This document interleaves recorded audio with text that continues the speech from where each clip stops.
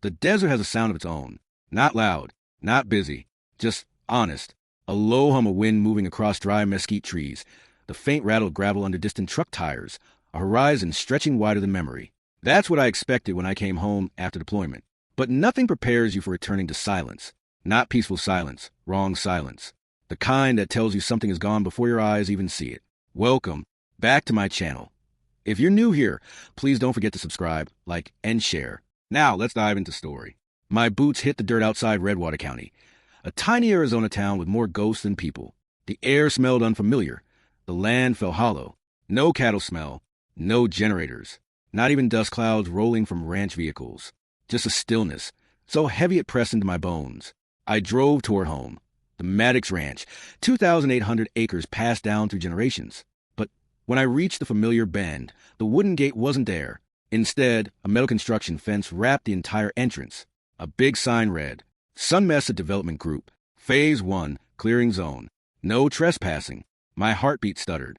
I stepped to the fence and looked through, and my world ended. The house I grew up in? Gone.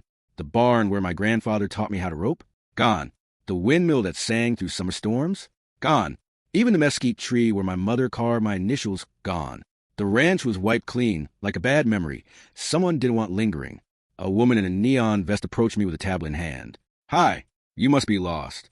This is private development property. This is my land. I told her. She smiled like someone paid to pretend they cared. Oh, you're that Maddox. She showed me a document on her tablet. Land transfer forms, permits, approvals, all stamped and signed, including a neat signature at the bottom. Cole Andrew Maddox. My name, my signature. Except I'd been in the Horn of Africa the day it was signed. That's not my signature, I said. Well, she replied coldly, the county doesn't usually make mistakes. But someone had, on purpose.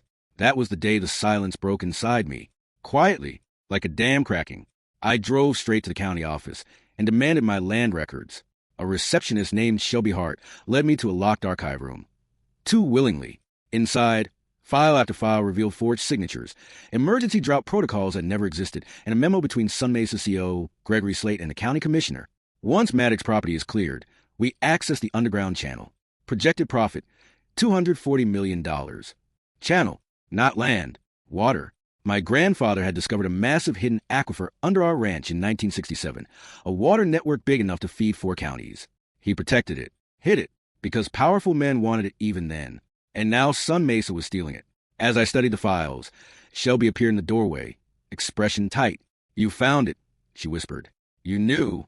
You didn't hear it from me. Slate bought the county, bought the sheriff, bought everyone. Leave, Cole, before they make you disappear too. When I stepped outside minutes later, a black SUV with no plates was parked across the street. Corporate muscle. Watching. That night, they followed me to the remains of my ranch. 3 men approached, all in black, armed. They handed me a restraining order full of lies, claiming I had threatened workers and damaged federal property. None of it was real. All of it was enough to ruin a veteran. Stay off SunMesa land, the lead guard said. This is my land. I told him. Not anymore. But the land wasn't silent. The land was waiting. Later, on a deserted ridge, an old man approached me from the shadows, tall, weather-beaten, carrying an old lantern. You're Cole Maddox, he said. Who are you? Elijah Harker, your grandfather's oldest friend. He handed me a hidden lockbox buried under a stone slab. Inside it, a compass, a rusted key, and a hand-drawn map of the underground aquifer. Your grandfather knew they'd come one day. Elijah said, there's something under this land bigger than water, something Slate fears, and he'd tear this whole desert apart to find it. The next dawn, Elijah took me into a hidden canyon, a place not on any county map. Behind a rusted metal door lay an underground room filled with sealed files, crates, and a journal with my grandfather's handwriting. If you're reading this, the fight I lost has come for you. The journal revealed everything.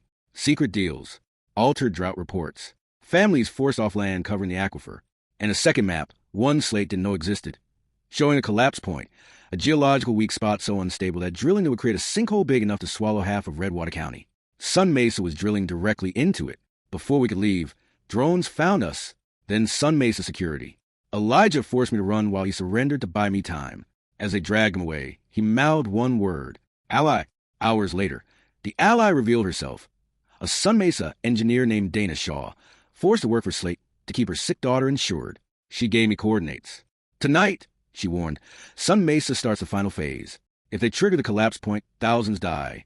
That night, under a moonless sky, I met the insider, Sheriff Daniel Brody, the same sheriff who claimed he was powerless. He wasn't powerless. He was trapped, and now he was done being afraid. Brody cut power to sections of the drilling field. I snuck into a container and found Elijah tied up. Moments later, Slate appeared, calm, smug, certain he'd won. "You can't stop progress," he said. "This isn't progress." I told him. "It's murder." He triggered phase 3. The ground began to split. What happened next was chaos. Brody storming in, security turning on each other, the drilling rigs collapsing into a massive sinkhole as the aquifer tore open beneath them. Slate fled to Black Quarry Station, SunMesa's hidden fortress. We chased him there at dawn. In the vault beneath the quarry, we found everything: contracts, bribes, stolen research. Proof SunMesa planned to drain the Southwest dry. When Brody broadcast the evidence, Slate's empire collapsed. Federal agents swarmed the site. Elijah survived. Brody redeemed himself. SunMesa died. And weeks later, I stood on the empty land where my ranch once stood, scarred, broken, but mine again. I pressed my hand into the dust.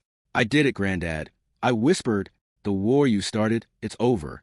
The wind rose gently, warm, alive. The land finally breathed again. I hope you liked the story. For more intriguing stories, please subscribe our channel and also click on bell button. Thanks.